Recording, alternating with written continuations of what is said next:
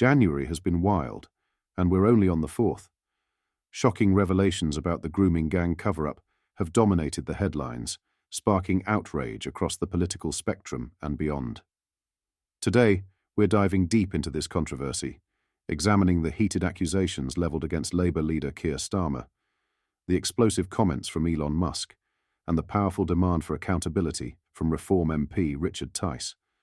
But before we get into it, make sure to hit the like button, subscribe to the channel, and join our growing community for more breaking news and in-depth analysis from across the UK.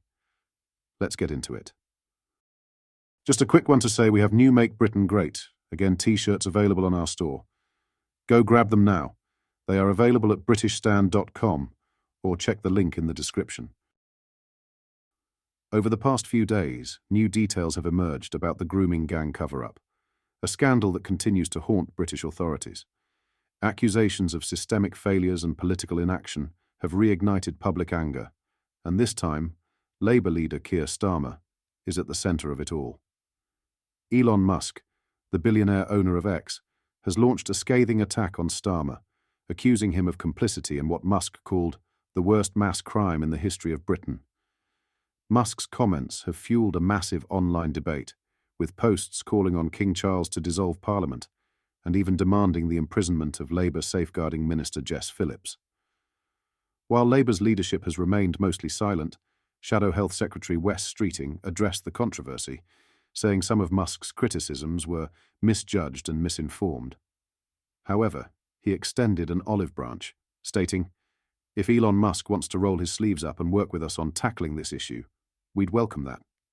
Maggie Oliver, a former Greater Manchester police detective turned whistleblower, has also entered the fray.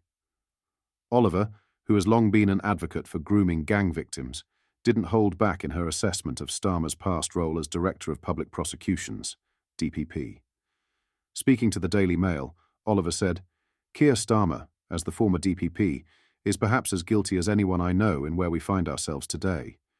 We all know what's going on, but I don't trust a single one of those who to date have been entrusted with keeping our children safe and prosecuting serial rapists.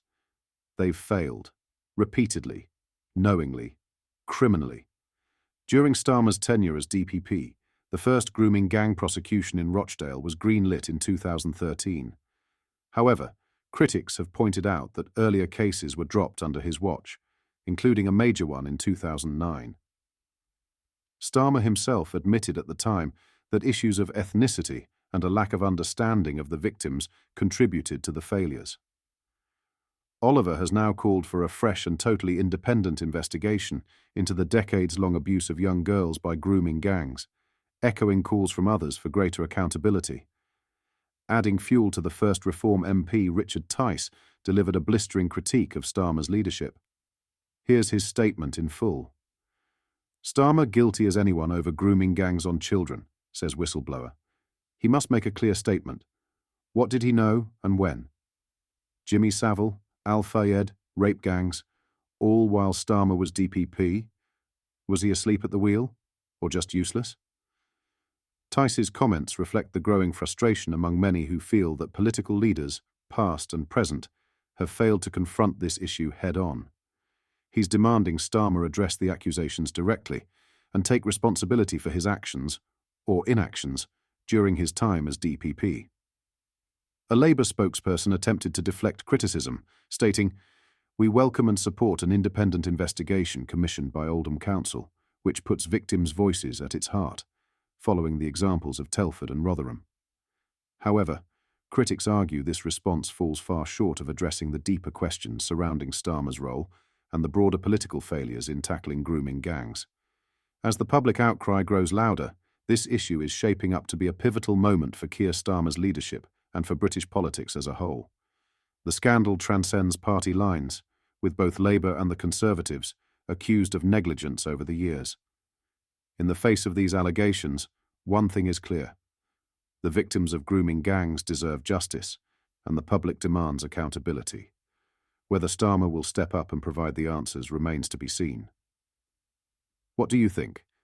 Is Keir Starmer guilty of failing to act decisively as DPP, or is he being unfairly targeted? Let us know your thoughts in the comments below. In some other news, a woman who disappeared from Coventry 52 years ago has been found alive and well. She was located just hours after police released an old photograph of her on their website and social media platforms. The woman went missing in 1972 at the age of 16, leaving her family and the community in shock. At the time, investigators speculated that she may have been in a relationship with an older man or had chosen to leave without informing her loved ones. Despite decades of searching, no clues about her whereabouts emerged, making it one of the region's longest-running missing person cases. Last month, a renewed police appeal featuring her photograph sparked a breakthrough. Within hours, she was found living safely in another part of the country. Authorities have confirmed she is in good health, and now 68 years old. This discovery marks the resolution of an enduring mystery, bringing closure to a case that has puzzled investigators and the community for decades. Further details about her life since her disappearance remain private. Lastly, Prince William and Princess Kate have expressed their profound shock and sorrow following the heartbreaking death of Edward Pettifer, the stepson of their former nanny. Pettifer, 31, was one of 14 victims killed when a pickup truck deliberately crashed into crowds on Bourbon Street in New Orleans on New Year's Day. The tragic attack, allegedly carried out by a U.S. Army veteran with suspected Islamic State links, devastated not only the Pettifer family, but also left the royal family in mourning. In a heartfelt statement, Prince William shared his and Catherine's grief, writing, "We have been shocked and saddened by the tragic death of Ed Pettifer. Our thoughts and prayers remain with his family and all those affected by this horrific attack." Buckingham Palace confirmed that King Charles is deeply saddened by the loss and has personally reached out to the family to offer his condolences. The Foreign Office has also stepped in to support the family of the British victim during this difficult time. Edward Pettifer was the eldest son of Charles Pettifer and Camilla Wyatt, and the stepson of Tiggy Leger-Bourke, the royal nanny who cared for Prince William and Prince Harry during their childhood. His family released a moving statement saying, "The entire family is devastated at the tragic news of Ed's death. He was a wonderful son, brother, grandson, nephew, and a friend to so many. We will all miss him terribly." The family has requested privacy during this time of mourning. As the world grapples with the horror of the attack, the royal family, alongside the Pettifer family, continues to mourn the loss of a beloved young man whose life was senselessly taken. What are your thoughts on what we discussed in today's video? Let me know down in the comments section below.